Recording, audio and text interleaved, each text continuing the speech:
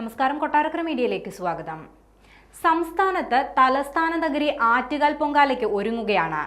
ഈ മാസം 3-ാം തീയതിയാണ് ആറ്റുകാൽ പൊങ്കാല. പൊങ്കാല പ്രമാണിച്ച് നാളെ മുതൽ തിരുവനന്തപുരം നഗരത്തിൽ ഗതാഗത നിയന്ത്രണവും ഏർപ്പെടുത്തും. നാളെ ഉച്ച മുതൽ 13-ാം തീയതി രാത്രി 8 മണി വരെ തിരുവനന്തപുരം നഗരത്തിൽ ഗതാഗത നിയന്ത്രണം ഉണ്ടാകുമെന്നാണ് അധികൃതർ വ്യക്തമാക്കിയിരിക്കുന്നത്. പൊങ്കാലയോടനുബന്ധിച്ച് ശുദ്ധജല വിതരണം, ഗതാഗതം, മെഡിക്കൽ സംവിധാനങ്ങൾ, ഫയർഫോഴ്സ് എന്നിവ സജ്ജീകരിച്ചതായും ക്ഷേത്രം ട്രസ്റ്റ് ഭാരവാഹികൾ അറിയിച്ചു. 13-ാം തീയതി രാവിലെ 9:45-ന് ശുദ്ധ പുണ്യാഹത്തോടെ പൊങ്കാല സമർപ്പണ ചടങ്ങുകൾ ആരംഭിക്കും. പണ്ടാര അടുപ്പുകളിൽ തീ പടരുന്നതോടെ ജില്ലയിലുടനീളം ഒരുക്കിയിട്ടുള്ള ഭക്തരുടെ അടുപ്പുകളിലും തീ പടരും. ഉച്ചയ്ക്ക് 1:15-നാണ് പൊങ്കാല നിവേദ്യം നടത്തുക. സ്ത്രീകളുടെ ശബരിമല എന്നറിയപ്പെടുന്ന ആറ്റുകാൽ ക്ഷേത്രത്തിൽ പൊങ്കാല അർപ്പിക്കുന്നതിനായി മാത്രം ലക്ഷക്കണക്കിന് സ്ത്രീകളാണ് കേരളത്തിനകത്തു നിന്നും പുറത്തുനിന്നും എത്തുന്നത്.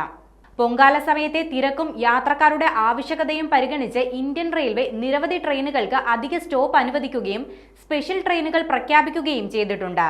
ദൂരദേശങ്ങളിൽ നിന്ന് വരുന്നവർക്ക് മാത്രമല്ല, തിരുവനന്തപുരത്തിനും സമീപ ജില്ലകളിലുമുള്ളവർക്കും യാത്ര സുഗമമാക്കുന്നതിനും കൂടി ഉദ്ദേശിച്ചാണ് ഈ മാറ്റങ്ങൾ വരുത്തിയിരിക്കുന്നത്.